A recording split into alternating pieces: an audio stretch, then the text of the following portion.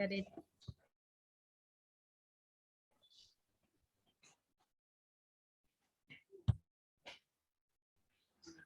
Screen.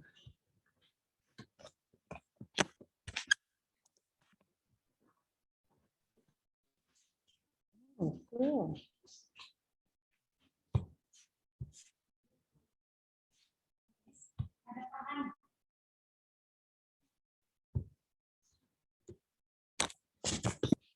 Oh, istri udah ada. Oke.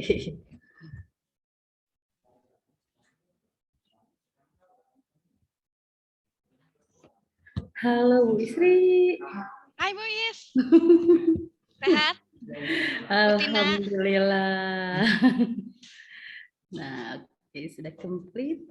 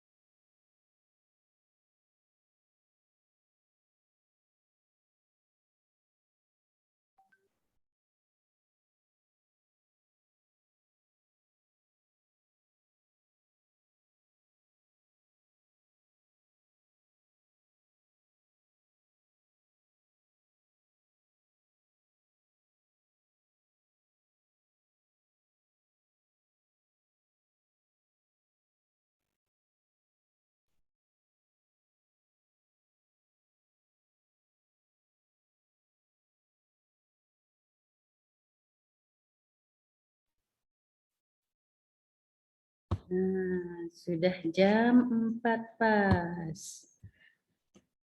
Kita mulai saja ya.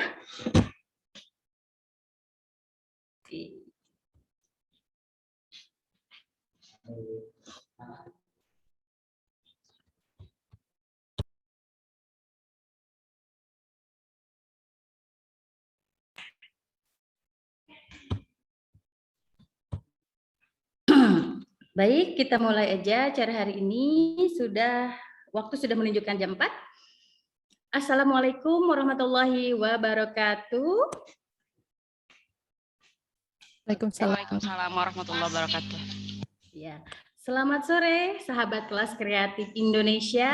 Salam sehat dan bahagia. Selamat datang di webinar interaktif Stress Management with Mindfulness diselenggarakan oleh kelas kreatif Indonesia. Nama saya Iis Sabiah, saya akan menjadi moderator pada acara yang akan berlangsung kurang lebih 90 menit ini.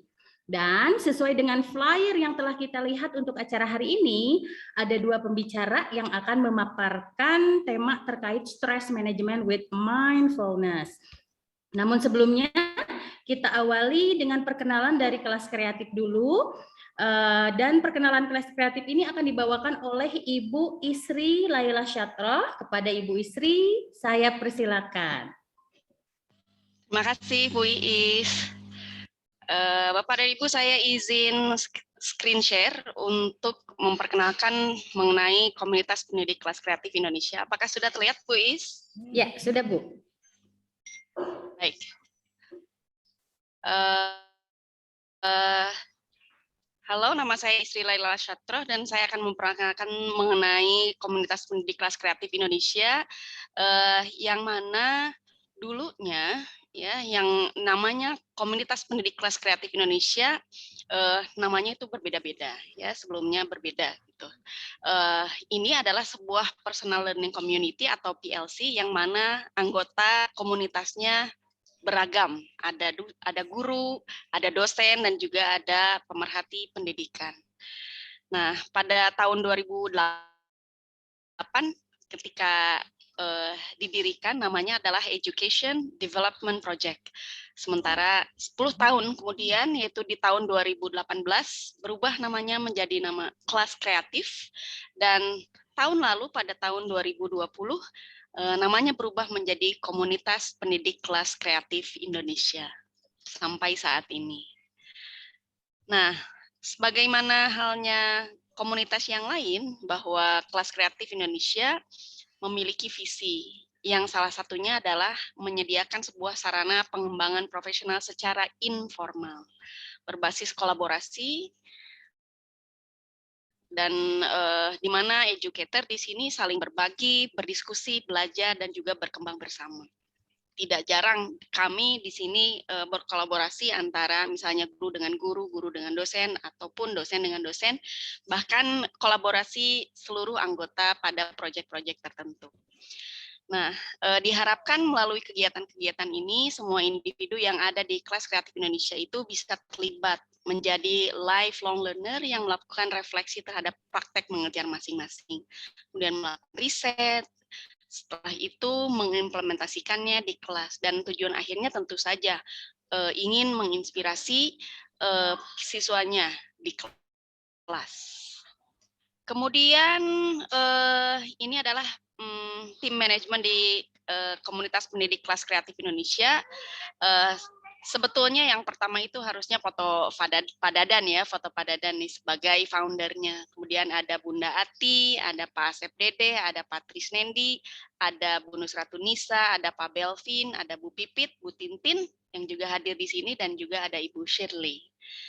Nah, semuanya di sini berasal dari berbagai instansi atau afiliasi yang berbeda-beda. Tapi kami bersatu di sini menjadi satu manajemen untuk Kelas Kreatif Indonesia.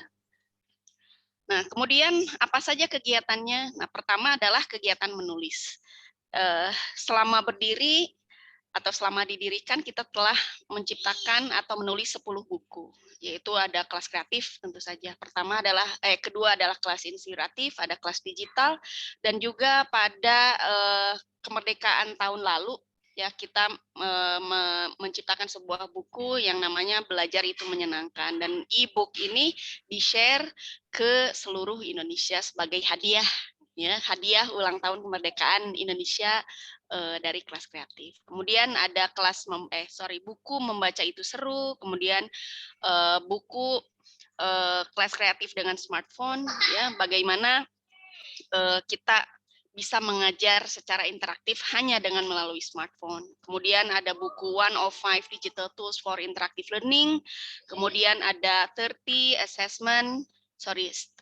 Digital Tools for Assessment, kemudian ada buku tentang kegiatan dan pengalaman mengajar ya yang termaktub dalam buku Semangat Berbagi, Semangat Menginspirasi, dan juga Merdeka Belajar Itu Asyik ya. Jadi sejauh ini sudah ada 10 buku yang ditulis secara kolaboratif. Nah, kemudian kegiatan yang kedua adalah kegiatan public speaking. Ya, di sini sudah ada sekitar 10 kegiatan, dan yang terakhir adalah kelas webinar interaktif yaitu yang berjudul Going English in Style ya pada tanggal 2 Oktober yang lalu. Ya. Kemudian kegiatan berikutnya adalah kegiatan professional development. Nah, ini ada 6 kegiatan yang sudah kita laksanakan. Pertama yang bekerja sama dengan PSSDM ya, mengenai fun and exciting activities for opening, ice breaking and leading in, kemudian becoming world class educators, kemudian maximizing digital learning tools in ELT, dan lain sebagainya yang termasuk dengan Canva, mind mapping, dan juga Google Jamboard. Ya, ini semua untuk ya, for the sake of professional development seluruh anggota kelas kreatif dan juga sebetulnya terbuka bagi anggota yang lain juga.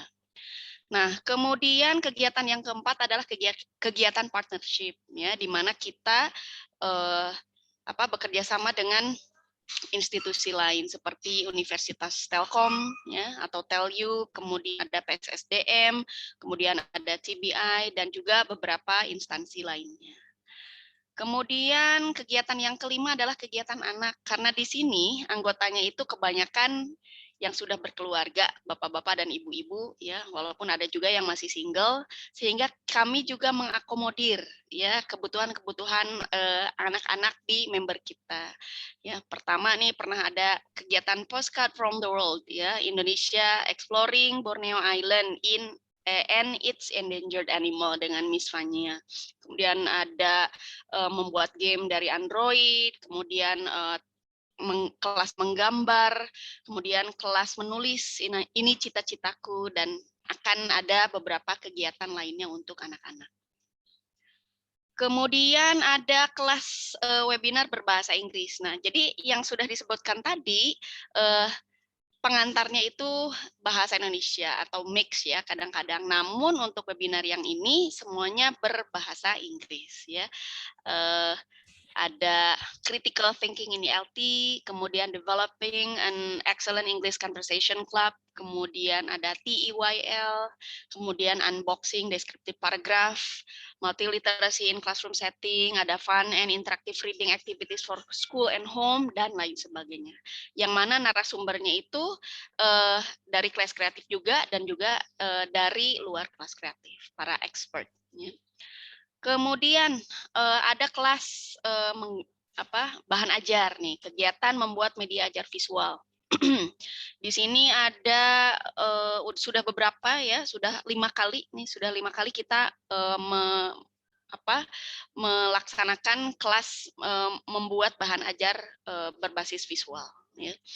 Kemudian, nah, yang sudah disebutkan tadi itu sudah dilakukan. Nah, ada kegiatan-kegiatan berikutnya yang akan kita lakukan, yaitu pelatihan micro writing. Kemudian ada beberapa buku yang akan diterbitkan, yaitu Guruku Inspirasiku, kemudian buku ini Cita-Citaku, Critical Thinking in ELT, dan English Club Micro Writing One. Kemudian kita juga akan mengadakan competition yang berjudul Public Speaking Challenge Competition. Untuk waktunya akan diinfokan kemudian. Nah, mungkin itu saja Bu Iis dan kawan-kawan semuanya yang hadir pada webinar kali ini, penjelasan atau perkenalan, ya, sederhana mengenai kelas kreatif. Mudah-mudahan tertarik untuk bergabung bersama kami, dan gabungnya itu gampang. Tinggal kontak saja salah satu admin yang ada di komunitas kami. Terima kasih. Selamat sore semuanya. Terima kasih Bu Isri, jelas sekali ya penjelasannya. Terima kasih atas perkenalan Komunitas Pendidik Kelas Kreatif Indonesia. Dan bagi semua partisipan, semoga stay tune ya sampai akhir acara, karena ada door prize buku dengan buku hadiahnya itu judulnya Sebuah Seni untuk Bersikap Bodoh amat gitu ya. Oke. Ini judulnya unik juga. Door prize gitu lah. Oke, kemudian dalam acara ini kita akan menghadirkan 2 speaker dari diantaranya yang pertama ada Bapak Yusuf Chandra dan Ibu Dentia Saraswati. Nah, perlu diingatkan jika teman-teman ada pertanyaan terkait stress management with mindfulness, silakan diketik pada kolom chat, atau jika ingin lebih interaktif lagi, boleh raise hand atau open mic dan cam, dibuka kamera dan mic-nya. Ketika mengajukan pertanyaan tentunya tidak lupa sebutkan gitu, tidak lupa sebutkan nama dan institusi. Yang pasti stay tune terus ya, siapa tahu beruntung dong dapat door prize-nya. Oke. Baik, untuk lebih mengenal kedua narasumber kita hari ini, saya sampaikan resume-nya terlebih dahulu ya. Yang pertama Bapak Yusuf Chandra. Bapak Yusuf Chandra ini adalah dosen Akademi Pariwisata NHI. Dikenalnya NHI ya, NHI gitu ya, NHI Bandung, NHI. Beliau juga mengajar kitchen, pastry, dan rooms. Dan selain sebagai dosen, beliau pun merupakan Direktur Sunda Medical Indonesia, public speaker dan tutor pada pelatihan English for TOEFL dan IELTS, serta English Conversation ya. Adapun jabatan beliau ini adalah sebelumnya sebagai Branch Manager Agen Pendidikan Australia dan dosen pasca sarjana ITB Bandung. Nah, pengalaman dan rekam jejak beliau juga sebetulnya ini banyak sekali ya pengalamannya saya lihat ya. Beliau berkiprah di lingkup bisnis dan lingkup pendidikan tinggi, sudah sangat luas. Di antaranya melatih para dosen untuk belajar di perguruan tinggi Australia dan bekerja sama dengan British Council, Kedutaan Australia dan dengan Canadian Embassy, dan juga sebagai trainer untuk universitas di Indonesia Timur. Beliau juga memiliki keterampilan komunikasi interpersonal yang sangat baik, yaitu sebagai public speaker yang handal dan pernah memperoleh penghargaan di Indonesia maupun di luar negeri. Selain sebagai certified public speaker yang memiliki sertifikat DTM itu kind of distinguished Toastmaster dari USA, beliau juga diakui IPSA Indonesian Professional Speaker Association, dan terdaftar secara resmi di Kemenhumham Indonesia. Beliau juga pernah mengikuti program American Institute of Baking di bawah Kansas State University. Karena itulah beliau juga pernah menjadi chef di Switzerland dan North Carolina, USA.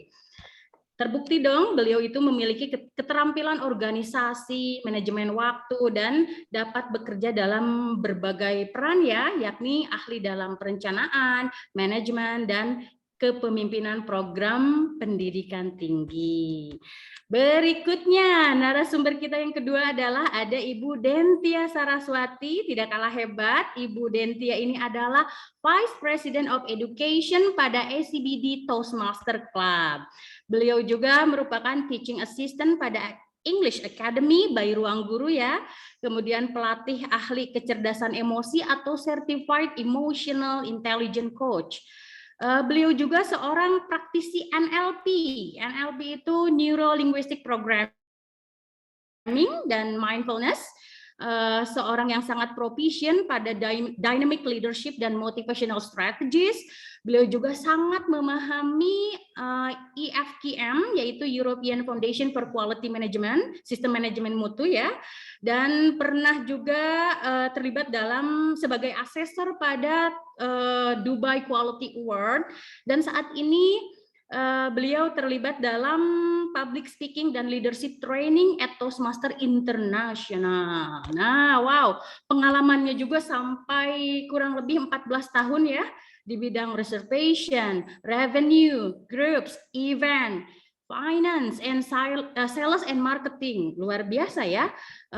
Pernah menjabat, ini pengalaman kerjanya sebagai area key account manager pada Time Hotel Management LLC, itu di Uni Emirat Arab, kemudian di Dubai ya, kemudian pernah menjabat sebagai Cluster Sales Executive pada Ramada Worldwide Dubai juga, Account Supervisor dan Revenue and Reservation Supervisor pada Media One Hotel di Dubai juga, kemudian sebagai Reservation Supervisor pada Pullman Jakarta Indonesia, dan Reservation Agent pada Aston Bandung Hotel, dan Le Royal Meridian and Grosvenor House di Dubai, Uni Emirat Arab. Luar biasa ya.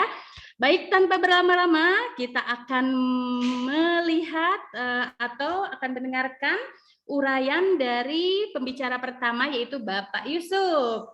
Kepada Bapak Yusuf, the time will be yours.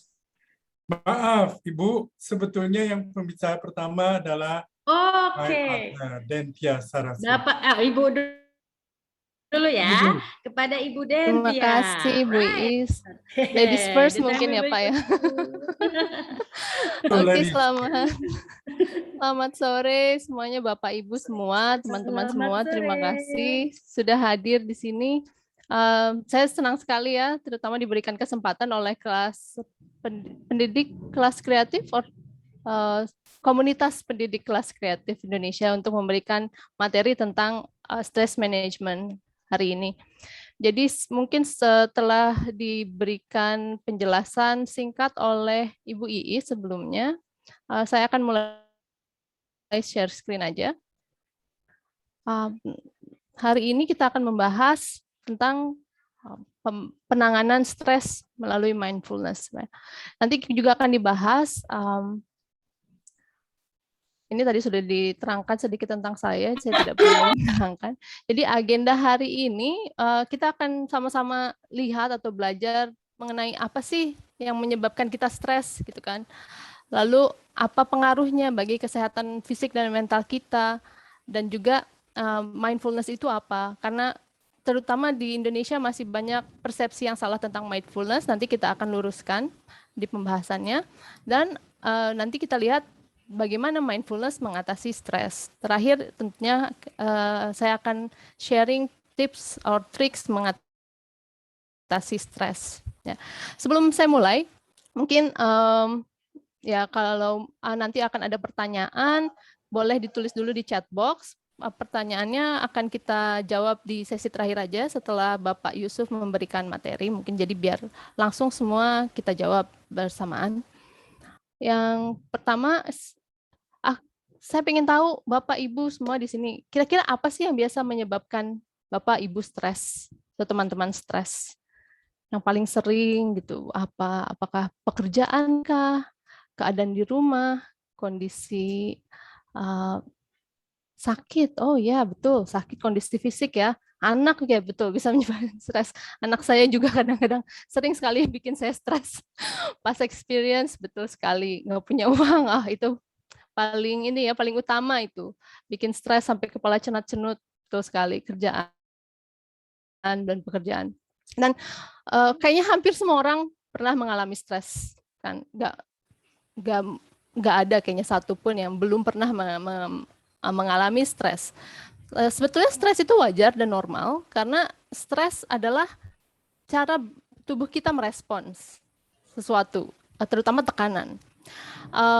Nanti ada yang namanya fight or flight mechanism ya. Jadi pada saat kita stres, ada hormon yang meningkat menyebabkan kita menjadi kadang anxious, kadang emosi kita melonjak, berbeda-beda. Nah, stres sendiri itu biasanya memang timbul karena beberapa hal, dan yang paling sering seperti tadi yang sudah Bapak Ibu bilang, pengalaman masa lalu segala macam. Biasanya pikiran kita itu sering kali menerawang kan ya. Kalau nggak ke masa depan, ya ke masa lalu. Itu sering sekali.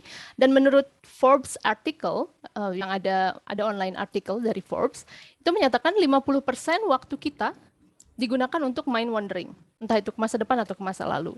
Jadi bayangkan kalau kita sehari punya 24 jam, 24 jam dikurang waktu tidur kita 8 jam, sisa 16 jam mungkin ya. 50%-nya dipakai untuk mind wandering, entah itu mengingat-ingat yang sudah terjadi atau berangan-angan akan melakukan sesuatu di masa depan. 8 jam sehari waktu kita digunakan terbuang sia-sia mungkin kan. Nah, ini menyebabkan kita stres karena dari mind wandering sendiri kadang kita punya pekerjaan yang harus diselesaikan, akhirnya nggak selesai. Akhirnya kita berasumsi kerjaan kita membuat kita stres. Padahal mungkin akar masalahnya adalah terlalu sering memikirkan yang sudah-sudah, tidak bisa move on dari masa lalu kita. Kadang ada kegagalan di masa lalu, kemarin kita gagal misalkan bisnisnya atau ada proyek yang gagal, kita nggak bisa move on. Padahal ada sesuatu yang di luar kendali kita, ada juga sesuatu yang di luar yang bisa kita kendalikan, dan itu nanti yang akan dipelajari di mindfulness. Bisa juga karena terlalu khawatir akan masa depan yang belum pasti terjadi, itu membuat kita stres. Kadang adanya perubahan kan ya, awal-awal pandemik terjadi, itu banyak orang stres karena begitu banyak yang berubah di hidup kita. Harus kerja dari rumah, mungkin pendapatan berkurang, ada orang yang kehilangan pekerjaan juga. Itu membuat beberapa orang, sebagian orang bereaksi berbeda terhadap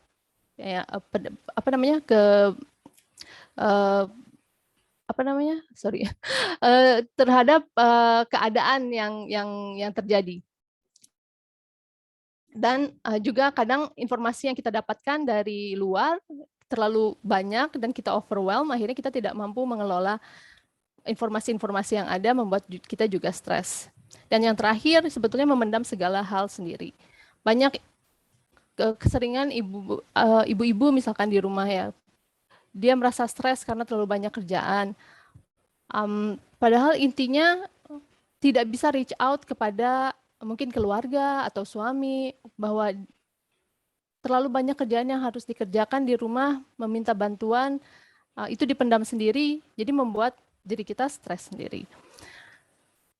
Nah, karena stres itu sebetulnya kan kalau amount-nya sedikit, jumlahnya sedikit, dan digunakan pada waktu yang tepat, itu bagus untuk kemajuan kita, atau bagus untuk yang akan kita lakukan. Seperti contohnya saat kita kompetisi olahraga, itu akan ada stres yang memicu adrenalin sehingga kita menjadi energetik dan berusaha untuk menang gitu kan. Pada saat bekerja, kalau stresnya itu cukup, akan nge-boost productivity kita sehingga kita mampu mengerjakan kerjaan dengan baik dan tepat waktu misalkan. Pada saat mungkin kita dalam bahaya, stres bisa memacu kita untuk cari cara keluar, memacu critical thinking kita. Gimana caranya kita bisa keluar dari masalah ini? Hanya saja setiap orang pasti berbeda menanggapi stres tersebut, dan seringkali stres tersebut terlalu membebani sehingga akhirnya malah menimbulkan penyakit atau berpengaruh terhadap kesehatan mental dan fisik. Beberapa gangguan ini yang saya ambil dari referensi kedokteran yang dapat terjadi terhadap fisik kita, antara lain adalah gangguan pencernaan, obesitas, penyakit kardiovaskular juga, dan tidak jarang orang yang terlalu stres akan mendapatkan gangguan mental, baik itu anxiety or depression. Saya sendiri pernah mengalami stres sampai mengalami gangguan pencernaan atau GERD. Itu ternyata juga bisa dari stres, karena ada orang yang misalkan makan terlalu banyak pada saat dia stres, atau orang yang bahkan tidak makan sama sekali, orang yang tidak bisa tidur pada saat dia stres. Tentu hal-hal tersebut mempengaruhi fisik kita, dan lama-lama kalau fisik terganggu, mental juga tentunya akan terganggu. Jadi kedua hal tersebut berkesinambungan sehingga kalau salah satunya ya terganggu, ya dua-duanya juga nantinya akan mendapatkan masalah. Ada suatu quote atau kutipan dari Lao Tzu yang saya sangat sukai ya. Di sini disebut kalau kita depresi berarti kita hidup di masa lalu. Tapi kalau kita cemas berarti kita hidup di masa depan. Kalau kita berada dalam ketenangan atau kedamaian berarti kita hidup di saat ini. Nah, tentunya kita semua mau mendapatkan kedamaian, mau mendapatkan ketenangan, mau hidup dengan relax gitu kan. Terus gimana caranya biar kita bisa hidup dengan tenang? Salah satunya adalah dengan hidup di saat ini, seperti yang Lao Tzu katakan. Cara hidup di saat ini itu bisa dibantu dengan mindfulness. Ya. Nah, jadi apa sih sebetulnya mindfulness? Boleh mungkin Bapak Ibu coba yang kalau mendengar kata mindfulness kira-kira yang terbayang itu apa sebetulnya? Boleh taruh di kolom komentar. Berpikir positif, oke. Ada lagi mungkin meditasi, ya pikiran yang mendamaikan, oke. Betul-betul bahagia, kesadaran penuh, ya. Oh ya bagus sekali itu, kesadaran penuh, berpikir secara sadar, grateful. Oke, terima kasih Bapak Ibu ya. Betul sekali, mindfulness itu sebetulnya adalah kemampuan dasar individu. Jadi semua orang di dunia ini bisa meraih tingkat mindfulness ya. Seseorang yang sudah mindful itu akan sadar akan keadaan dirinya sendiri, keadaan lingkungannya, bisa hidup di masa ini karena dia bisa men-shift atau merubah cara pola pikirnya pada saat dia mencemaskan tentang masa depan, dia bisa dengan secara cepat kembali ke masa sekarang. Tahu apa yang, oke, masa depan belum terjadi, harus fokus dengan yang bisa dilakukan saat ini. Atau pada saat dia terlalu memikirkan masa lalu yang sudah terjadi, dia akan juga mampu menyadari bahwa oke, masa lalu sudah terjadi, itu sudah tidak bisa dirubah, yang bisa dirubah adalah masa sekarang. Nah, itu kemampuan dasar itu yang bisa sangat kita latih. Kita jadi akan mengetahui kemampuan diri kita, badan kita, fisik kita kalau sakit, pikiran kita kalau merasa cemas dan lain sebagainya ya. Kita bisa mulai menyadari, mulai merasakan gitu tanpa kita ada asumsi tentang hal yang kita rasakan atau asumsi tentang orang lain juga. Saat kita mencapai mindfulness, hal ini akan kita rasakan. Kita akan mawas diri, menyadari kalau fisik kita bermasalah atau saat mental kita terganggu. Kita juga tidak akan berasumsi kalau mental kita terganggu berarti ada sesuatu yang salah dengan diri kita, tidak. Atau kita juga tidak akan berasumsi orang lain akan menganggap kita misalkan berkonotasi negatif ya. Kalau sekarang kebanyakan orang berkonotasinya negatif saat membicarakan tentang kesehatan mental. Tapi kalau saat mereka sudah meraih tahap mindfulness itu tidak akan ada pikiran-pikiran seperti itu, menjudge orang atau menjudge diri sendiri, karena mereka sudah sadar betul mindfulness itu di luar, atau mindfulness itu adalah cakupan yang normal gitu, yang semua orang bisa rasakan dan tidak ada hubungannya dengan masalah jiwaan atau apa. Yang kedua, mindfulness membantu kita lebih fokus terhadap sesuatu. Nanti ada teknik-tekniknya tersendiri bagaimana kita bisa kembali fokus pada saat mungkin lagi banyak kerjaan di kantor. Jadi pikiran kita terlalu menerawang ke sana kemari, kerjaan A belum selesai, kerjaan B belum selesai, tambah lagi kerjaan D, ditambah mungkin kerjaan Z. Nah, itu gimana caranya kita bisa fokus lagi dengan mengimplementasikan cara-cara menjadi mindful.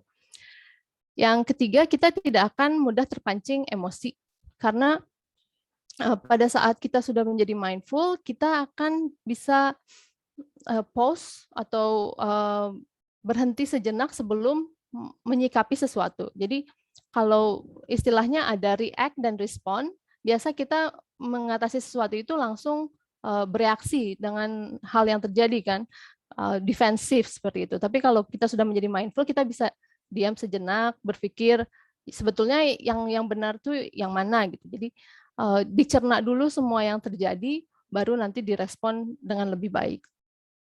Dan seorang yang mindful juga nantinya akan memiliki empati terhadap keadaan di sekitar, orang di sekitar mereka, orang yang mereka sayangi, atau mungkin bahkan orang yang mereka tidak sayangi juga. Jadi empati ini luas, jadi dia sudah bisa mempunyai rasa kasih sayang terhadap orang banyak, karena dia nantinya sudah merasakan kasih sayang terhadap diri dia sendiri. Yang terakhir, tentunya dapat mengontrol perilaku dan emosi dia saat stres, karena saat pikiran kita sudah senada atau sudah mindful ya, itu akan mempengaruhi perilaku dan emosi kita. Jadi pikiran mempengaruhi emosi dan perilaku, itu ada di cognitive behavior therapy. Lalu bagaimana sih biar kita menjadi mindful seperti itu? Karena itu sepertinya tahapnya agak-agak kompleks ya. Kita menjadi mawas diri, menjadi empati terhadap sesama, itu sebetulnya kalau kita lihat secara awam memang terkesan agak sulit. Tapi menjadi mindful itu gampang dan tidak selalu harus dengan meditasi. Jadi kalau ada orang yang beranggapan mindfulness itu berarti sama dengan meditasi, ya ada benarnya, ada tidaknya, karena mindfulness bukan semata-mata meditasi. Meditasi itu salah satu cara untuk kita mencapai titik mindful. Cara kita menjadi mindful antara lain adalah yang pertama self-reflection atau bertanya kepada diri sendiri kan. Apakah aku baik-baik saja? Misalkan apa yang kita rasakan secara emosi, secara fisik, kita baik-baik saja atau enggak? Gitu. Mempertanyakan ini juga bisa kita lakukan dengan cara journaling. Kita tulis apa sih yang sebenarnya terjadi di diri kita gitu. Men-track trigger-trigger yang ada saat kita emosi itu dapat membantu kita untuk tahu siapa diri kita, apa yang kita rasakan, atau bertanya ke orang-orang sekitar kita. Sebenarnya aku orangnya bagaimana pada saat ada misalkan kerjaan banyak, apakah aku emosinya meningkat atau apakah aku menjadi pemurung gitu kan. Dan ini cara agar kita lebih self-aware. Kita tahu apa yang menyebabkan hal-hal yang terjadi di diri kita, apa yang memicu emosi kita, itu membantu kita untuk lebih aware terhadap diri sendiri, atau nantinya kita lebih mawas diri. Yang cara kedua adalah dengan meditasi dan teknik bernafas. Ini sangat bagus dilakukan, walaupun memang banyak pro kontranya ya. Beberapa orang beranggapan kalau kita bermeditasi itu mengikuti ajaran agama tertentu, tapi sebetulnya tidak. Meditasi itu lebih kepada cara kita mencoba bernafas dengan teratur, mencoba memusatkan pikiran kita. Meditasi bisa dilakukan dengan cara apapun, tidak selalu harus duduk terdiam gitu ya. Menjamkan mata pagi-pagi, bersila, itu bisa juga dilakukan sebelum tidur sambil berbaring. Jadi yang pertama, mungkin kalaupun kita tidak suka meditasi, bisa mencoba mempelajari teknik bernafas. Teknik bernafas yang baik adalah diaphragm breathing atau bernafas dari perut. Kenapa? Karena pada saat kita bernafas, kita menyalurkan lebih banyak oksigen lagi ke otak, mengeluarkan nanti yang namanya parasympathetic nervous system, jadi membuat kita lebih tenang. Saat kita tenang, kita bisa berpikir lebih jelas lagi. Jadi kalau di kantor misalkan kita punya banyak kerjaan ya, dan kita bingung mau kerjain yang mana, itu akan memicu hormon yang menyebabkan stres atau kortisol. Nah, untuk mereduce si kortisol itu kita bisa bernafas, mengalirkan kembali oksigen ke otak kita. Karena kalau terlalu banyak di kortisol di otak kita itu akan menyebabkan amigdala kita yang ada yang namanya amigdala hijack, di mana kita akan mendapatkan kalau bahasa Indonesia itu panic attack atau enggak terlalu nervous atau anxious gitu kan. Itu karena stres yang berlebih. Tapi kalau kita berlatih bernafas, itu akan mengalirkan atau mengaktifkan kembali parasympathetic nervous system yang membuat kita tenang. Nah, saat kita sudah tenang, kita lebih bisa berpikir dengan jelas. Misalkan pekerjaan kita banyak, ada 10, tapi saat kita tenang, kita tahu, oh, kita harus memprioritaskan kerjaan yang A dulu, baru nanti E, F, G, seperti itu. Ya, meditasi melatih pernafasan karena saat kita duduk tenang, kita bernafas itu akan lebih mudah mengalirkan pernafasan dibanding pada saat kita berbaring atau berjalan. Dan saat kita lebih sering bermeditasi, itu kita akan lebih melatih pikiran kita untuk aware ya, terhadap misalkan ada pikiran-pikiran yang masuk, kita tahu oke, pikiran ini tidak terlalu berguna, mungkin kita swipe dulu dengan dan kembali fokus ke yang ada saat ini, kembali fokus ke pernafasan mungkin. Itu melatih, dan nantinya kalau kita sering bermeditasi itu akan membentuk suatu habit untuk lebih cepat men-shift atau mengalihkan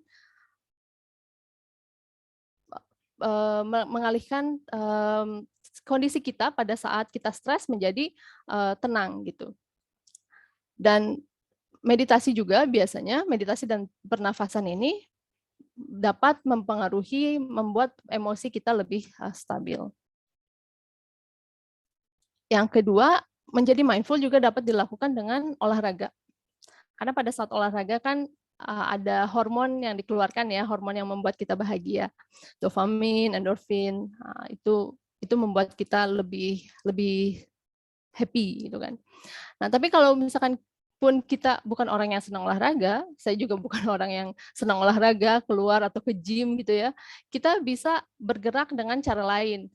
Kalau di rumah, sapu-sapu rumah, bersih-bersih rumah, itu juga termasuk menggerakkan tubuh kan. Atau kalau rumahnya ada 2 tingkat, 3 tingkat, bolak-balik ke atas ke bawah, itu juga menggerakkan tubuh, sama mengeluarkan hormon yang membuat kita bahagia. Kalau senang menari, mungkin meluangkan waktu untuk menari atau jalan sore di sekitar rumah. Bahkan melakukan hobi baru juga dapat meningkatkan hormon yang bisa membuat kita senang gitu. Jadi misalkan lagi sekarang kerja di rumah, punya waktu senggang, coba hobi baru seperti memasak atau merajut atau menggambar, menulis.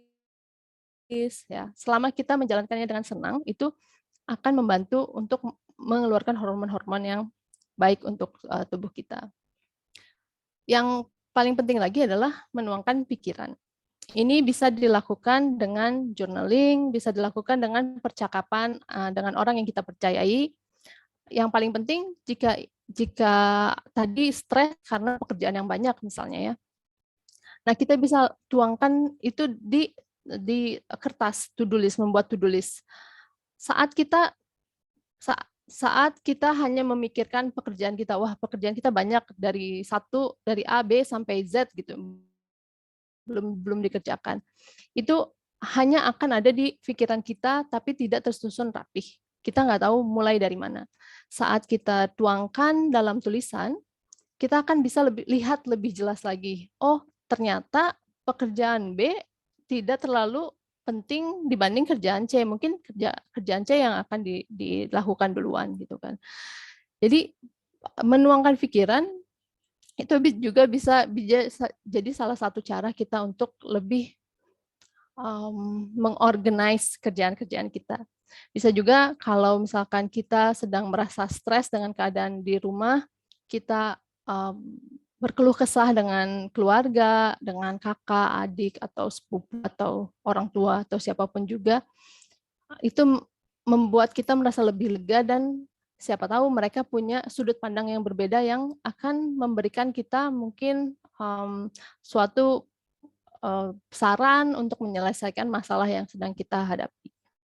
Bisa juga dengan mencari pertolongan profesional seperti coach atau mentor, mempunyai mentor sendiri, atau mungkin ke psikologis atau psikiatris. Ya, kalau itu sudah mencapai tahap yang kronik gitu, seperti depresi yang kronik, itu harus mencari pertolongan profesional ke orang-orang yang memang di bidangnya.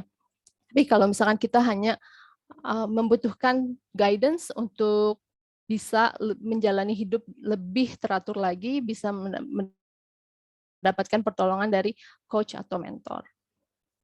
Dan yang terakhir, memperbaiki kualitas hubungan. Karena manusia atau kita semua itu makhluk sosial, saat kita sendiri di dunia ini, kita akan mempunyai lebih banyak kecemasan, kesedihan. Tapi kalau kita memiliki keluarga dan teman yang suportif, ya, pada saat kita stres, kita tahu kemana kita harus bertanya atau kemana kita harus meminta pertolongan. Dan saat kita berkeluh kesah pada orang-orang yang terdekat dengan kita juga, mereka bisa lebih mensupport, memberikan masukan, dan mereka akan melihat segala sesuatu dengan sudut pandang yang berbeda, tidak menghakimi kita, sehingga kita punya lebih banyak lagi semangat atau support yang bisa membantu kita. Dan yang terakhir adalah menerapkan pola hidup sehat. Kalau hidup sehat, kalau di mindfulness ada juga yang namanya mindful eating. Kita tahu apa saja yang maksudnya bagus untuk tubuh kita ya pada saat kita makan. Kita tidak makan untuk kesenangan, tapi lebih kepada makan untuk kebutuhan. Mindful eating juga membuat kita lebih disiplin dalam mungkin hidup sehat atau ya asupan gizi yang baik untuk kita. Olahraga juga termasuk mindful habits, lalu journaling termasuk mindful habits. Jadi semua yang sudah dibicarakan sebelumnya juga termasuk mindful habits. Ada satu quotes dari Henepola Gunaratana, ini juga menerangkan tentang mindfulness. Jadi disebutkan bahwa mindfulness gives you time, time gives you choices, choices skillfully made lead you to freedom. Jadi saat kita sudah berada di dalam tahap mindful atau mindfulness ya, kita akan mempunyai waktu karena kita tidak akan memusingkan atau pikiran kita tidak akan lagi memikirkan hal-hal yang tidak penting gitu. Jadi tidak akan mencemaskan yang belum terjadi, tidak akan terlalu memikirkan hal-hal yang sudah terjadi dan tidak bisa kita lakukan apa-apa gitu. Tidak membuang waktu kita untuk hal-hal yang seperti itu. Kita akan lebih fokus kepada apa yang bisa kita lakukan saat ini. Pilihan-pilihan yang kita ambil saat ini adalah merupakan suatu benih untuk kesuksesan kita di masa depan kan. Makanya kalau untuk seseorang yang mencemaskan masa depan, hanya mencemaskan masa depan itu istilahnya tidak hidup di saat ini. Karena orang yang mindful akan sadar betul kalau kesuksesan kita atau apapun yang akan terjadi masa depan itu harus dimulai dari yang kita lakukan saat ini. Misalnya kita mau sukses ya saat ini yang kita benahi, bukan masa depannya gitu. Jadi saat kita mindful, kita akan lebih punya banyak waktu, dan saat kita punya banyak waktu, kita akan mempunyai pilihan hidup kita itu lebih jelas, dan pilihan-pilihan tersebut kalau kita memilihnya dengan baik akan membimbing kita menuju yang namanya freedom dalam hal menjalani hidup kita dengan bebas. Gitu. Apalagi ya? Mungkin dari saya sampai sini dulu. Selanjutnya akan diberikan oleh Pak Yusuf. Pak Yusuf, ada tambahan? Terima kasih, Dentia. Coba saya akan berikan, mungkin bukan tambahan, tetapi rangkuman dari apa yang Dentia sudah berikan. Kemudian ada sedikit contoh-contoh dari apa yang Dentia sebutkan tadi untuk mengatasi stres ini. Baik, saya akan bertanya dulu kepada Bapak Ibu sekalian. Apakah menurut Bapak Ibu stres bisa menyebabkan penyakit? Tolong ditulis di chat, ya atau tidak. Bisa,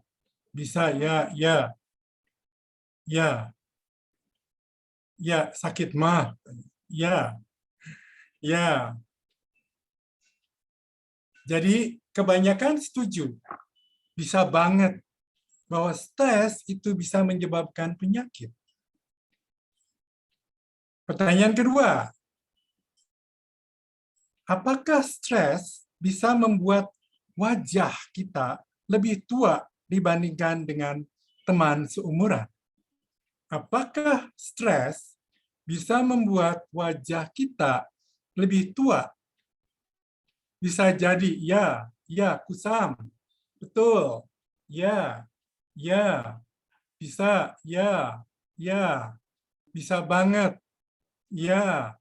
Semuanya setuju bahwa stres bisa membuat wajah kita lebih tua dari teman-teman yang seumuran kita. Contohnya saya ya, saya nggak pernah stres, jadi wajah saya tidak setua umur saya. Silakan tebak usia saya berapa? Boleh dituliskan. 50, wow, 60. 55, 17, 60, 67, 70, 65, 49, terima kasih, 65, 55, ya. Usia saya sekarang mendekati 70 tahun.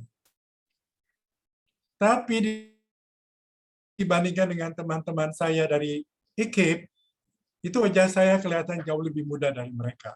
Betapa bahagianya saya. Karena saya sudah belajar mindfulness dari Ibu Dentia, sehingga mempengaruhi usia saya. Next. Lalu, bagaimana menghadapi stres? Apa yang harus dilakukan saat stres melanda kita? Wow, ada Ibu Imung. Terima kasih Bu Imung. Belajar tenang. Betul. Apa lagi? Tadi yang Ibu Dentia sebutkan semua. Fokus. Beribadah, ya. Mengingat Allah. Nangis dulu. Wow. Melakukan hobi.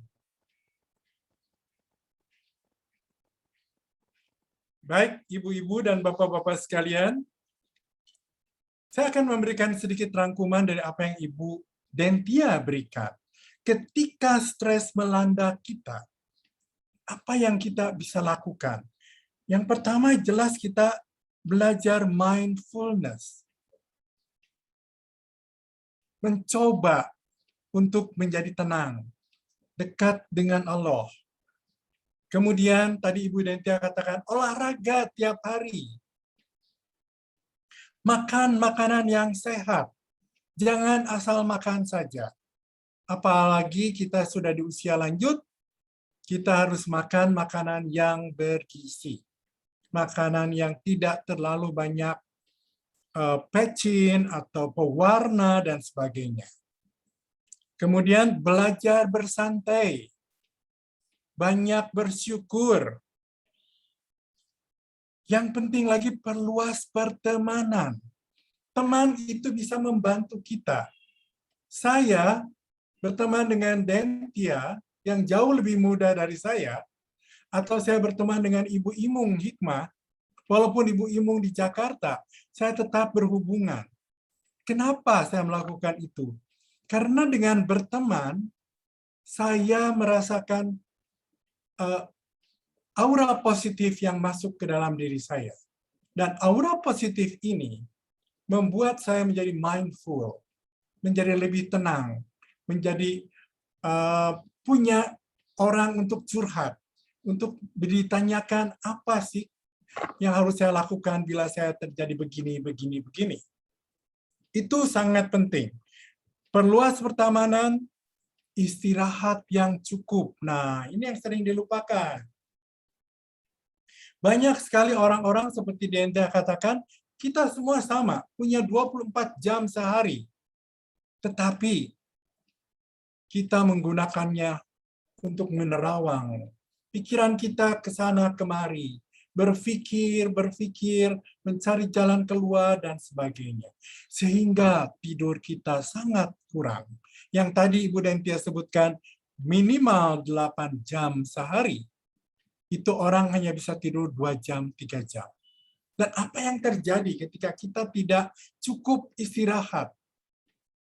Boro-boro mindful, itu menjadi mindless. Menjadi kurang sekali pikiran kita. Ketenangan kita berkurang, dan apa yang terjadi? Ketika kita masuk ke dalam kelas, yang semalam kita tidak tidur dengan enak, begitu melihat seorang murid yang bertingkah macam-macam atau datang terlambat, emosi langsung naik, langsung marah, atau melihat murid yang tidak mengerjakan PR, dimarah habis-habisan. Ngajar 1 jam, marahnya 50 menit. Jadi ibu hanya ngajar 10 menit. Sisanya marah-marah. Itu juga akibat dari kita stres karena kurang tidur. Kemudian juga ada tambahan konsultasi dengan dokter. Bila Anda merasa stres yang tidak bisa diatasi lagi, coba tadi Ibu Dentia katakan berkonsultasi dengan psikolog atau dengan dokter. Dan tadi pun Ibu Dentia mengatakan ada satu hal lagi yang bisa membantu mindfulness kita, yaitu bermeditasi. Meditasi ini bukan mengikuti salah satu agama. Tetapi meditasi yang dimaksudkan di sini adalah membuat kita menjadi tenang, ketenangan, breathing, bernafas dengan baik. Karena pernafasan yang baik itu akan mengurangi stres. Ada satu cerita, ada satu film singkat terjadi di Thailand. Seorang guru olahraga membawa anak-anaknya masuk ke berpetualang ke dalam sebuah gua. Bayangkan ibu-ibu, bapak-bapak, 10 hari 14 anak terjebak di dalam gua tanpa makanan. Untung masih ada air yang menetes dari stalaktit. Dan setelah 10 hari, mereka bisa diselamatkan dan tidak satupun yang sakit. 10 hari mereka stres. Kenapa mereka bisa berhasil? Coba kita lihat filmnya. Nanti baru kita ulas kembali ya. Boleh saya share screen? Bisa, Bu? Ya, silakan Bapak. Share. Oh, tapi harus itu dulu ya, ada suaranya ya? Nah, sudah ada.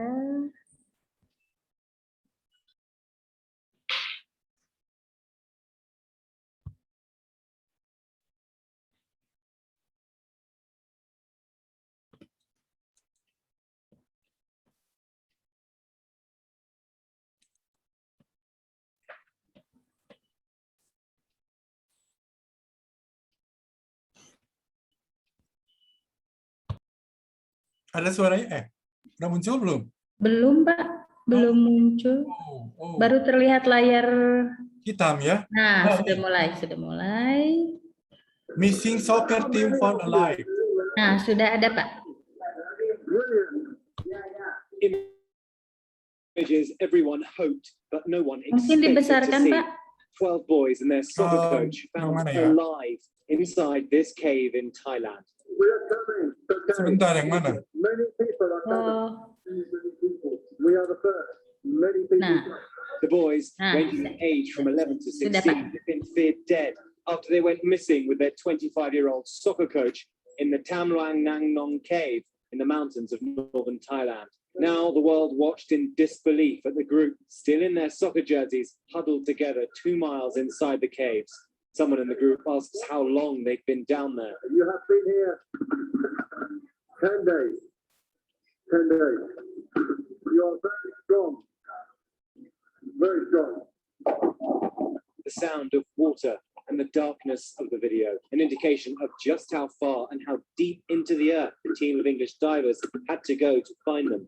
Those divers reassuring them that more help is on the way.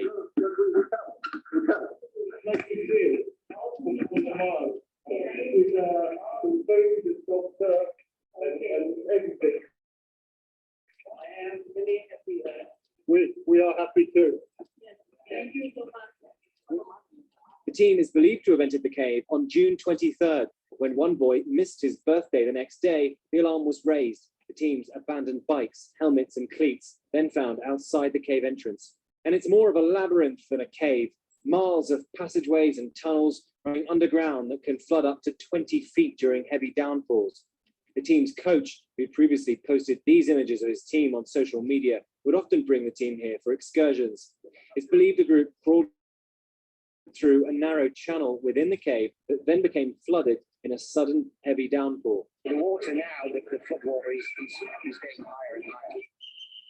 A search and rescue was immediately launched. Over 1,000 people involved in the round-the-clock effort from all 4 corners of the earth. We have US here, we have Australians here, Chinese, the British divers.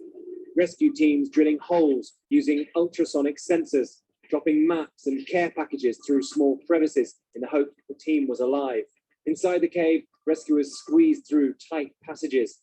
Experts worked above ground too, as every possibility was explored in this massive operation. All over these mountains, small groups of scouts like these have been sent ahead to find openings to the caves from above because they've been so badly flooded down below.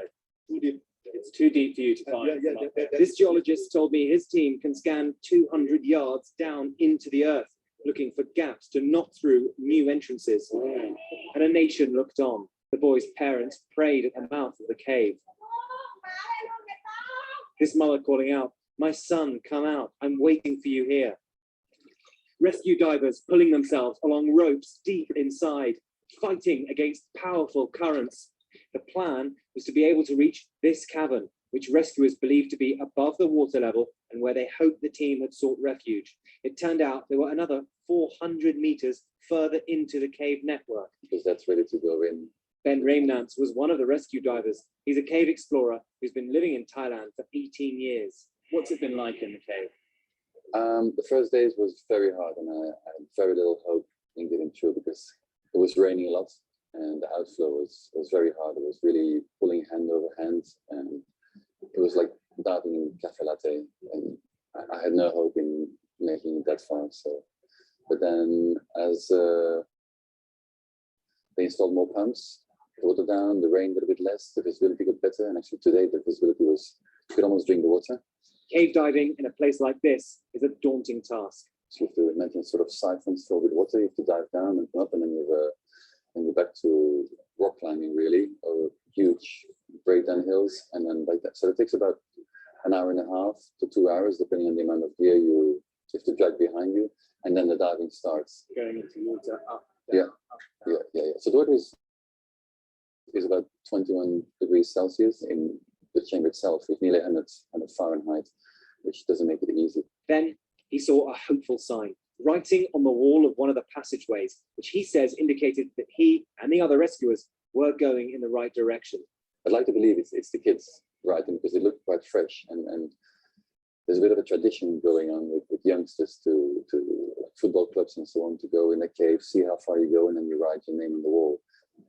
Emergency teams from around the world set up a staging area in one of the cave's chambers, bringing in lights, medical supplies, and oxygen tanks. As long as they have water and they don't get in hypothermia, then salvations are quite high.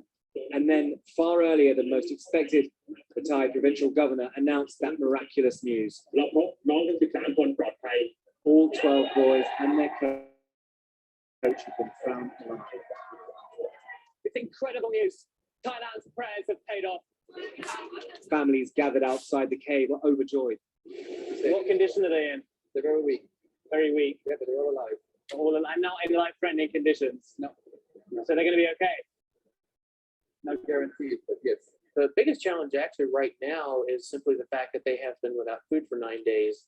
And if they suddenly were given a bunch of food and start to eat it right now, that could actually kill them. A medic will spend the night inside the cave with the team, bringing them nourishment, helping them to recover, and assessing their strength to make the journey out. From our point of view, we report on sad stories. We never know what to expect. This is incredible. Despite the elation of discovering them alive, it is tempered with the knowledge that tomorrow, the treacherous process of getting them out will begin. Much of the tunnel is still submerged, and the steep cliffs might be too much for the weakened schoolboys to handle.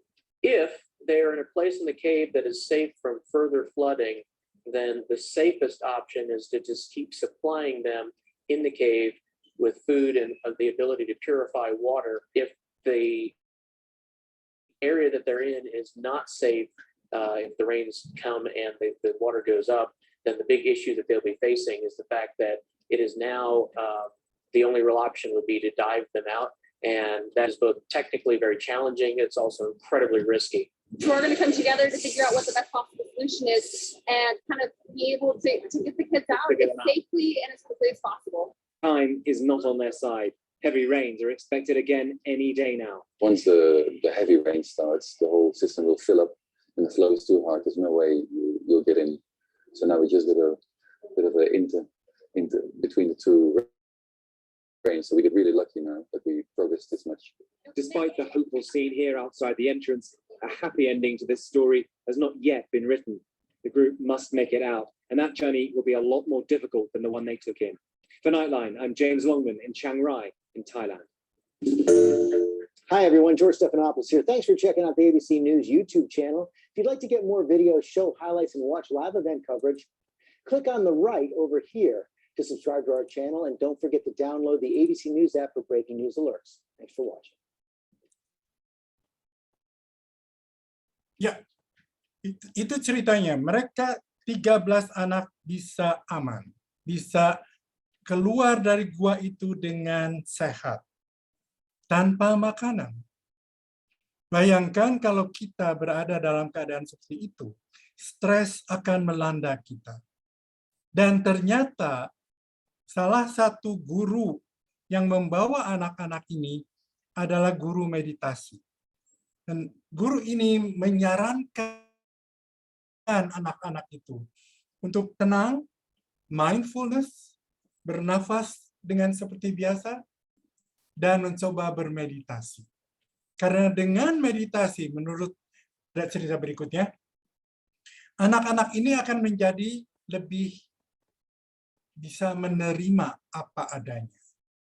Bisa menjadi mindfulness, tidak saling berebut. Air pun mereka berbagi. Jadi di sini menunjukkan benar-benar bahwa keadaan stres apapun, salah satunya bisa dibantu dengan mindfulness tadi. Bisa dibantu dengan mindfulness di sini mereka melakukan meditation. Yaitu kata Ibu Dentia tadi apa? Breathing ya. Bernafas. Berlatih untuk bernafas. Mengapa itu bisa membuat mereka tenang? Mengapa itu bisa menyelamatkan mereka? Nah, ini adalah salah satu cerita dari mereka. Ada satu lagi, saya tidak akan putarkan videonya karena waktunya hampir habis. Ketika Perdana Menteri Singapura pada zaman Lee Kuan Yew harus memutuskan sesuatu. Ketika ditanya, apa keputusan Anda? Berikan keputusan Anda sekarang. Dia mengatakan, maaf. Dalam keadaan seperti ini, stres seperti ini, saya tidak bisa memutuskan apa-apa. Dan dia kemudian masuk ke kamar dia mencoba bernafas, berlatih pernafasan dia, menenangkan pikiran dia. Kemudian setelah 10-20 menit, dia keluar memutuskan. Dia mengatakan, dengan ini, dengan pikiran yang tenang, saya bisa memutuskan sesuatu dengan baik. Sepertinya ini bagus untuk kita sebagai guru atau dosen. Ketika kita menghadapi mahasiswa atau murid yang nyontek, kita langsung amarah naik. Tanpa tanya lagi kenapa bisa nyontek. Kamu dapat 0, kamu nggak akan naik. Betul nggak Ibu-Ibu? Kemarahan muncul karena kita stres. Cobalah lakukan apa yang Ibu Dentia tadi babarkan. Salah satunya bernafas. Tarik nafas dalam-dalam. Hembuskan nafas. Cobalah 10-20 menit. Sampai Anda menjadi tenang. Baru kita memutuskan. Itu adalah cerita-ceritanya. Dan saya hanya wrapping up saja, merangkum apa yang tadi Ibu Dentia katakan, dan kemudian saya memberikan contoh saja. Terima kasih. Silakan kalau ada yang mau bertanya kepada Ibu Dentia atau pada saya, ditulis di chat box atau raise your hand. Iya, baik. Terima kasih Bapak Yusuf dan terima kasih kepada Ibu Dentia. Sebelum kita memasuki tanya jawab, nah saya mau mengambil waktu untuk difoto dulu ya. Barangkali Bapak atau Ibu atau sahabat dan rekan berkenan untuk membuka kameranya. Boleh menyisir-nyisir rambut atau membetulkan hijabnya. Oke.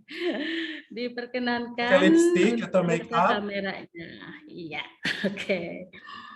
Ini ada 4 halaman, saya akan ambil dulu dari halaman pertama dan sudah banyak yang buka kamera, terima kasih. Oke, siap ya, lihat kamera, berikan senyum terbaiknya. 1, 2, 3, halaman 1. Oke, sudah terasa halaman 2. Oh, enggak terasa ya. Halaman 2. 3, 2, 1, cekrek. Oke. Halaman 3. 3, 2, 1. Iya. Dan terakhir halaman 4. Oke, wait. Wait, ini agak ngehang ini. Oke, agak ngehang Pak. Frozen, nge-froze.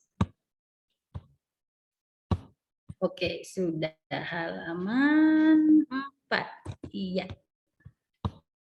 Nah, kasih. Baik, ini Pak Yusuf dengan Bu Denti kita akan mengadakan kuis kan ya tadi, tapi sebelum kuis tentunya kita bahas dulu penanya-penanya ini ada sekitar 4, baru saya lihat 4. Yang pertama ini boleh untuk Bu Denti atau Pak Yusuf ya, dari Edwin Kurniawan, Bapak Edwin Kurniawan, katanya tips untuk mencapai mindfulness di tengah pikiran yang menerawang, tidak fokus itu bagaimana ya?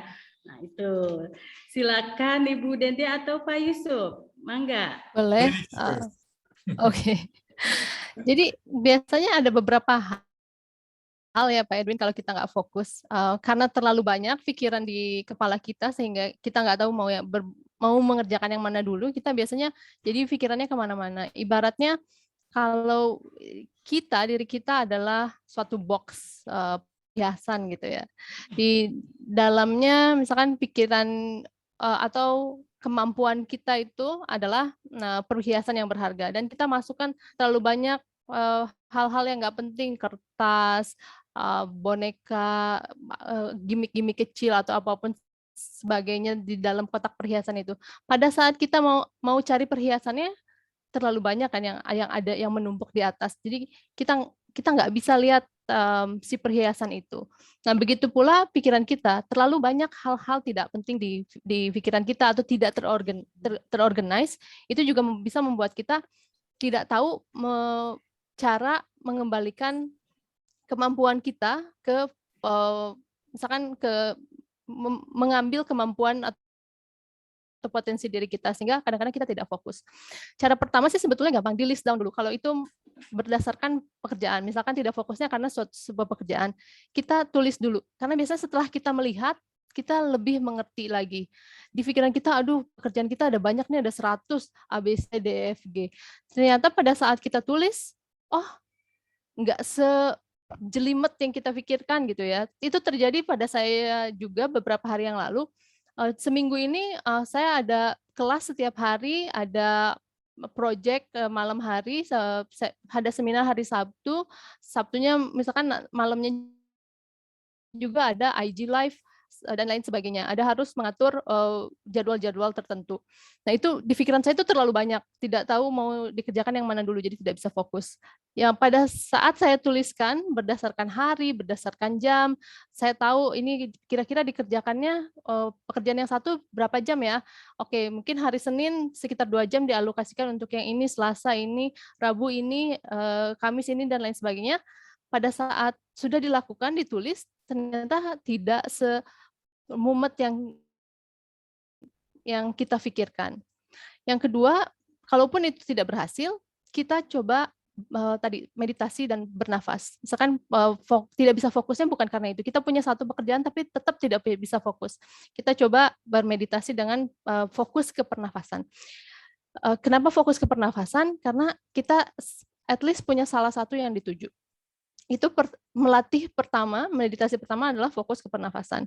Kurang lebih 10 menit, ada yang namanya guided meditation. Kita tidak melakukannya sendiri, tapi ada mungkin aplikasi meditasi, nanti dia menganjurkan kita, oke, tarik nafas yang dalam, keluarkan, tarik nafas, keluarkan, fokuskan pikiran kita kepada pernafasan, kayak gitu selama 10 menit, itu akan menstimulasi oksigen, lebih banyak oksigen ke otak kita, sehingga kita menjadi lebih tenang.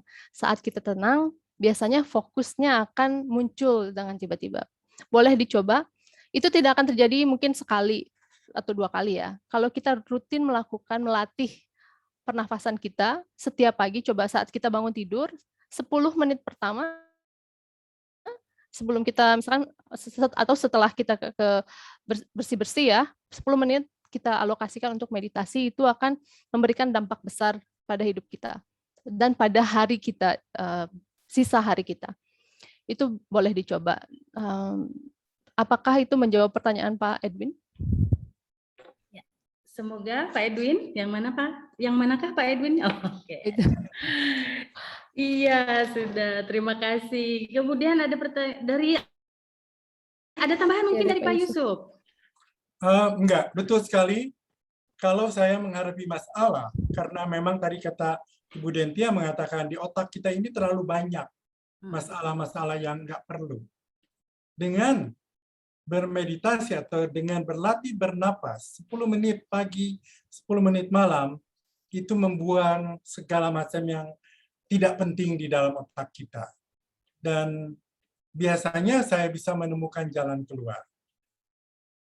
Biasanya saya bisa memberikan solusi yang lebih positif, lebih menguntungkan kepada kedua belah pihak, saya ataupun dengan murid saya. Jadi betul sekali, salah satu hal yang saya lakukan adalah bermeditasi, berlatih bernafas. Hanya 10 dan sampai 20 menit saja. Terima kasih. Oke, ya baik. Sepertinya itu menjawab pertanyaan dari Ibu Hapsari dan Bu Diah Trisna ya, karena sama pertanyaannya. Stres jika dihubungkan dengan orang terdekat kita, gimana katanya? Bagaimana jika stres tersebut disebabkan dengan orang terdekat? Kemudian dari Bu Diah, gimana cara bantu teman atau siswa yang tidak fokus menghadapi permasalahan dan berapa lama meditasinya dilakukan. Nah, itu tampaknya sudah terjawab mungkin ya Bu Dentia dan Pak Yusuf ya? Ya, saya tambahin sedikit. Boleh. Itu di beberapa sekolah di Malaysia, Thailand, itu mereka sebelum masuk ke kelas, anak-anak itu diajak berlatih bernafas setiap pagi. Sehingga anak yang biasanya kan kita kalau di dalam kelas melihat anak-anak itu datang lari-lari dengan keringatan dan mereka belum siap sesuatu, sedangkan kita sudah siap di depan. Ketika melihat anak yang begitu kita marah. Oleh karena itu mereka di Malaysia dan di Thailand itu mereka mengajarkan, oke, setiap pagi mereka berlatih bernafas. Dan itu ternyata hasilnya bisa 80% lebih baik dari sebelumnya. Ya, saya tidak menganjurkan ke ibu-ibu guru untuk memberikan meditasi atau berlatih bernafas. Tapi layak dicoba ya Pak ya. Baik. Bu Denti, mau menambahkan yang kalau permasalahannya ada dari orang sekitar kita atau mungkin orang terdekat kita ya. Biasanya manusia sangat manusiawi sekali untuk kita punya judgmental terhadap orang lain. Kita berasumsi, belum apa-apa berasumsi. Dan kebanyakan itu masalahnya ada di komunikasi. Jadi cara penyampaian orang tersebut mungkin salah, tapi intinya itu sebenarnya ada baiknya juga. Jadi kita harus belajar selain belajar untuk diri kita sendiri, kita harus belajar bagaimana kita menerima segala sesuatu, mungkin masukan dari orang lain, perilaku orang lain, bukan yang negatifnya, tapi ambil sisi positifnya. Walaupun kadang orang ngomongnya nggak enakin ya, karena kita sudah belajar meditasi atau sudah belajar menjadi orang yang mindful, kita akan tidak akan bereaksi secara langsung. Biasanya kalau kita berlatih dengan sering ya, kita akan lebih ke oke, saya tampung dulu apa yang orang lain katakan misalkan ya, atau perilaku orang lain seperti itu, oke jangan dulu diambil ke hati. Kira-kira intinya dari message atau pesan yang diberikan oleh orang tersebut itu apa gitu, dicerna dulu dengan baik oleh kita. Kadang kita salah paham terhadap apa yang orang lain omongkan, terhadap perilaku orang lain, walaupun sebenarnya itu benar atau tidaknya kan kita tidak tahu sampai kita benar-benar konfrontasi terhadap orang lain. Dan itulah kenapa kita harus punya relation yang baik dengan orang lain, agar pada saat terjadi hal-hal seperti ini, misalkan kita berpikiran orang terdekat kita justru yang menyebabkan stres, kita bisa tanya, ada apa sih sebetulnya gitu. Kita tanya juga apa ada yang salah di diri kita gitu kan. Jadi harus membangun komunikasi juga dengan orang-orang tersebut gitu. Jadi kita tahu akar masalahnya di mana. Karena tidak bisa kita berasumsi mereka seperti itu, mereka yang menyebabkan hidup kita stres. Itu kalau kita munculkan pertanyaan-pertanyaan lagi, kenapa mereka membuat kita stres? Mungkin jawaban kita, ya mereka cara ngomongnya nggak bagus gitu ya. Kenapa cara ngomongnya nggak bagus? Nah, kalau sampai pada saat kita nggak tahu jawabannya, itu harus kita cari tahu. Kenapa sih seseorang bisa bersikap seperti itu? Kita cari tahu dulu sebelum berasumsi kalau mereka memang membuat hidup kita stres seperti itu. Iya. Semoga jawabannya memuaskan. Oke. Baik, berikutnya kita lanjut ya Bu Dentia. Ini ada pertanyaan dari Fauzan Reski. Katanya, Bu Dentia, terkadang saya sudah berusaha mindful. Namun ada kejadian spontan yang di luar dugaan nih, yang bisa meruntuhkan mental. Seperti itu. Mohon pencerahannya, bagaimana untuk bisa kembali mindful di saat kondisi tersebut? Oke. Kita harus, ini Fauzannya kayaknya di luar. Oke. Yang pertama harus kita lakukan, kita kalau aku sih selalu menyarankan segala sesuatu itu ditulis, karena dengan kita tulis kita bisa lihat gitu kan. Kira-kira kenapa masalahnya terjadi? Apa penyebabnya? Pro and con, misalkan pro and con bahasa Indonesianya apa ya? Ya, sisi baik dan buruknya apa dari hal tersebut. Terus kenapa pada saat tadi apa ya? Pada saat sudah menjadi mindful ada hal yang tiba-tiba gitu kan ya? Spontan terjadi. Ya, jadi tadi pada saat sudah menjadi mindful ada sesuatu hal lain yang terjadi. Kita tulis dulu, kita tulis ke dalam suatu jurnal. Kalau kita punya jurnal, misalkan hal ini terjadi di hidup saya saat ini mungkin, atau di hari-hari ini terjadi hal-hal seperti ini. Yang harus kita lakukan ya kembali tadi mungkin kita coba bermeditasi dulu atau melakukan pernafasan atau melakukan hal-hal yang membuat kita senang dulu. Ya, kita kembalikan diri kita, gimana caranya kita bisa balikin mood kita ke kondisi asal gitu. Karena mood itu atau emosi kita mempengaruhi pikiran kita dan mempengaruhi perilaku kita. Jadi ketiga hal itu berkesinambungan ya. Kalau salah satu jelek, akan merubah yang lain juga. Mood kita jelek, otomatis pasti perilaku kita terhadap orang lain atau terhadap lingkungan sekitar akan berubah. Pikiran kita bermasalah akan mempengaruhi mood kita menjadi nggak enak atau kita jadi emosional. Nah, mungkin cara terbaiknya jangan dulu bereaksi, tahan dulu di diri kita, coba bernafas, take a pause gitu kan, cek lagi apakah ini memang betul-betul buruk atau apakah ada sisi baiknya, apakah ini bisa kita kontrol atau tidak bisa kita kontrol. Kalau halnya tidak bisa kita kontrol, kita harus cari tahu, oke, ini tidak bisa kita kontrol, ini sudah pasti nggak akan bisa kita apa-apa. Misalkan kita udah nggak bisa kontrol, ya kita nggak bisa apa-apa lagi. Kita cari cara sekarang apa yang bisa kita kontrolnya. Mungkin cara kita melihat masalahnya bisa kita kontrol kan. Jadi kita bisa memutarkan keadaan dengan cara kita menyikapi masalah. Lebih fokus kepada apa yang bisa kita kontrol. Contohnya saat pandemi terjadi, pandemi itu di luar kontrol kita. Tidak ada yang bisa ngatur kan. Yang bisa kita rubah apa? Misalkan seseorang kehilangan pekerjaannya karena pandemi. Oke, itu di luar kendali kita karena pekerjaan mungkin datangnya dari company atau apa, company tidak lagi tidak bisa lagi mempunyai pekerja, mereka melepaskan semua pekerjaannya, memecat banyak orang gitu. Itu terjadi misalkan terhadap diri kita. Itu nggak bisa kita kontrol. Sekarang yang bisa kita kontrol apa? Kita misalkan menjadi stres karena kita nggak punya kerjaan, nggak punya uang, dan lain sebagainya.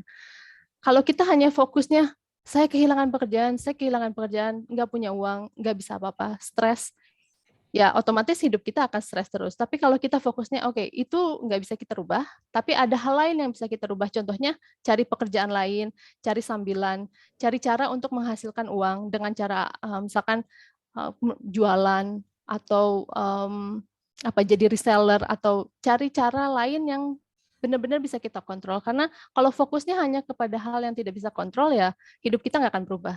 Tapi kalau kita memang benar-benar mau merubah keadaan kita harus cari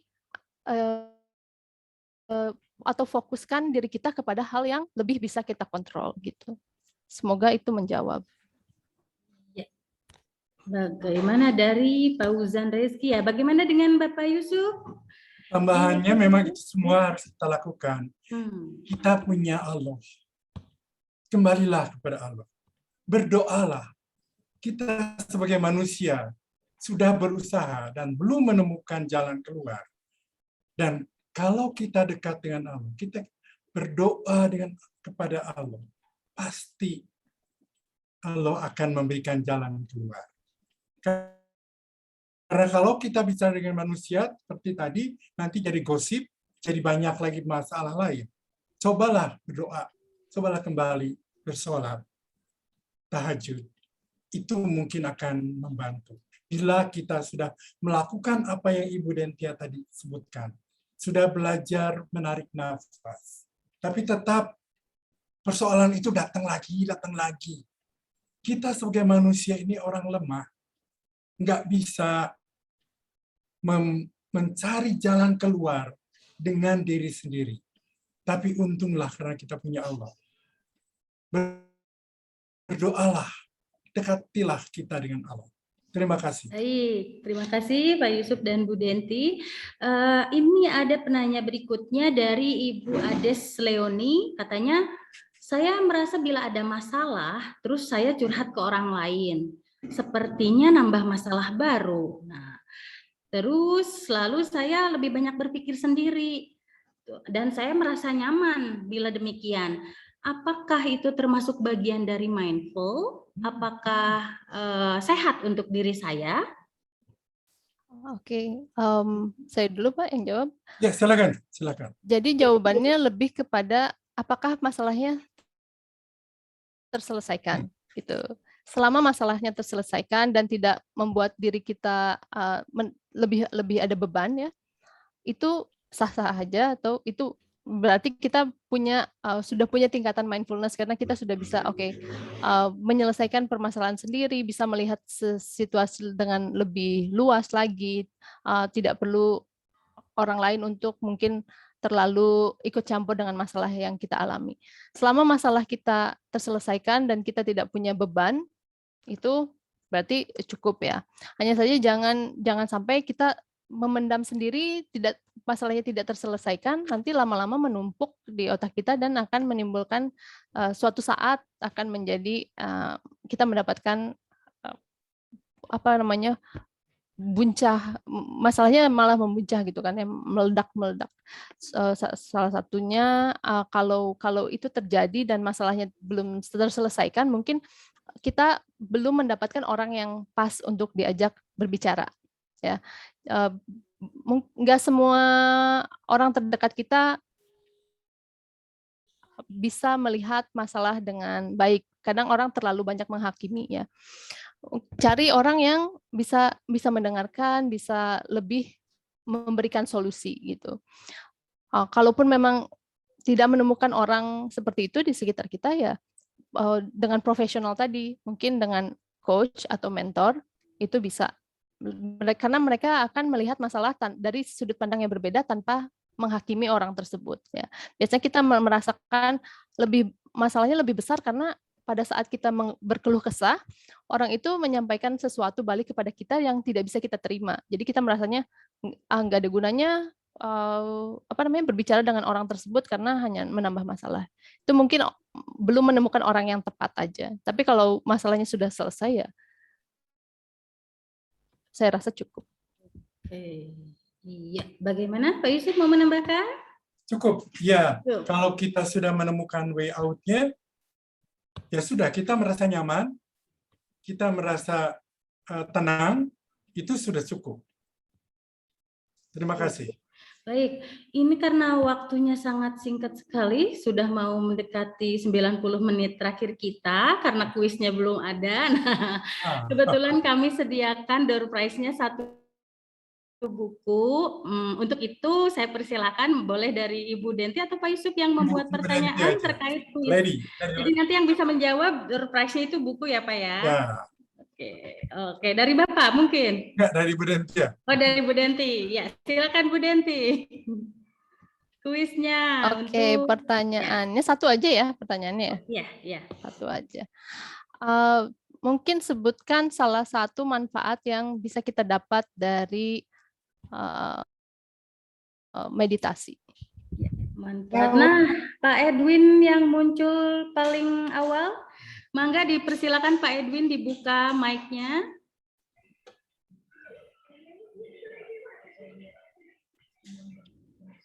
Di unmute Ibu admin. Bisa didengar? Oh, sudah. Ya.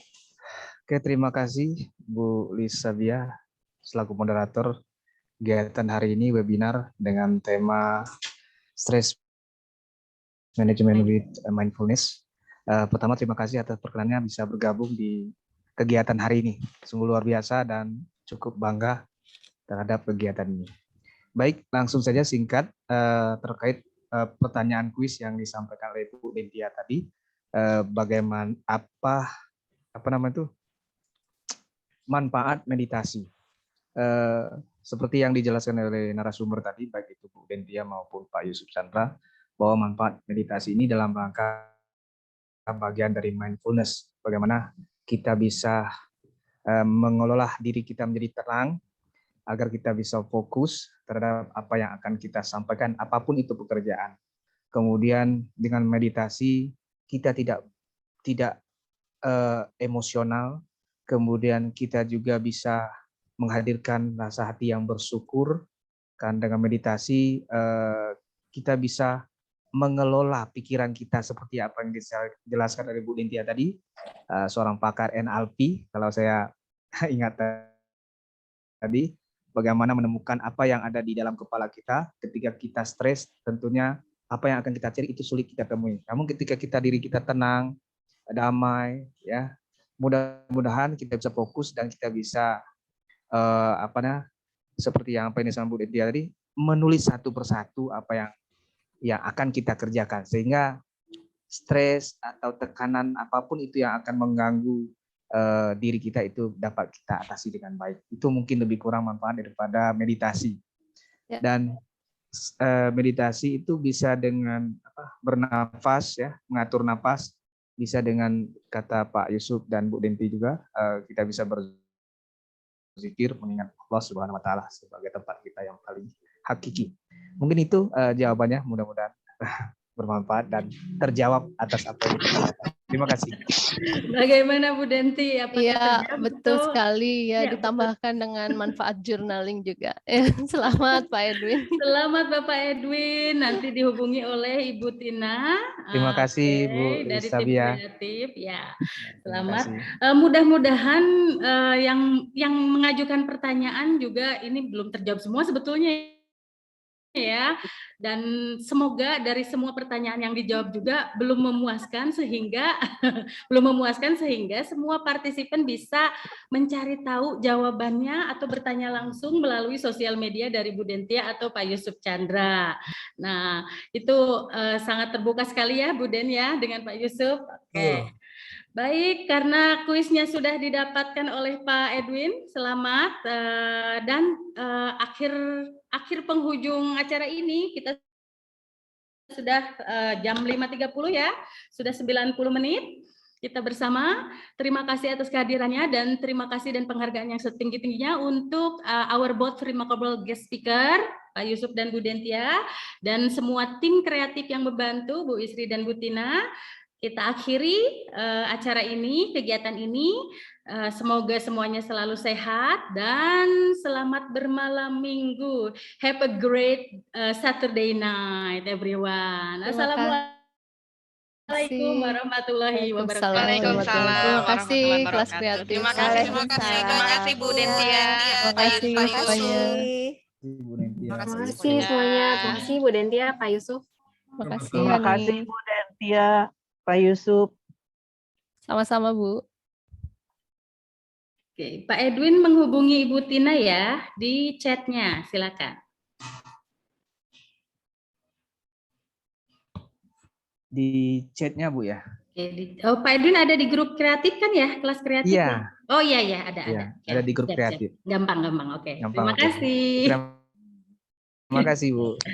Terima kasih Bu Iis, Bu Sama-sama. Tina, Bu Isri ya. Iya. Terima kasih Bu Ya. Denti. Bermalam minggu. Selamat Pak malam. Yusuf. Malam, Dentia, thank you. Ya, Pak, sama-sama Pak. Fitri, apa kabar? Iya. Saya live ya. Iya, Pak. terima kasih Pak. Ya, terima kasih. Iya, masih ada yang betah, saya tunggu. Bu Tina baru muncul lagi nih. Saya di balik layar aja deh. Sip deh, aduh Bu Isri. Oke, udah Jarang tinggal sekali ketemu ya. Iya ya. Bu Tina sering lihat sih sepak terjangnya. Oh, ada gosipnya dari Bu Yanti. Apa? Ada gosipnya jadi partner. Oh iya, Partner in crime. partner in crime Partner di kita. kampus. Betul. Biar kerjaannya ringan. Ya, tenang Bu, ada Bu Isri Bu di Iya, sini, Bu. ada Bu Yang Isri. bisa bantu kita. Aduh, ya Allah, Bu Is. Biar Aku Bu tuh Tina pengen- sekelas sama Bu Yanti, Bu Tina. enggak sekelas sih, cuman kita kan dosennya sama. Jadi ya udah kita barengan lah diskusi-diskusi gitu. Ternyata begitu ya. Mudah-mudahan saya survive sampai akhir. Amin. Amin. Saya semangat tuh Bu Ratu Nisa Thank udah you. ngasih semangat tuh, keren. Mau minta nomor HP-nya Ibu Dentia? Minta Oh, Bu nomor Dentia HP-nya ada Ibu di Dentia. sosmednya, Bu. Ya. Oh, Di Boleh FB juga ada dihubungi ya, di- namanya lengkap kok namanya. Di IG ada @denstar. Nanti Bu Mariana bisa chat PC dulu ya ke Bu Denti untuk meminta kontak WA. Takutnya kalau WA-nya dikasih di sini beliau kurang berkenan. Begitu ya Bu Oh, Mariana begitu. ya. oh Ini iya iya. ya Bu Mariana ya. Iya. Iya. Ada ya Bu @denstar di IG-nya. Hayu kita lip. Oke, saya N ya. Iya, Pribadi mangga. thank you very much. Bye bye. Terima kasih semuanya. Iya.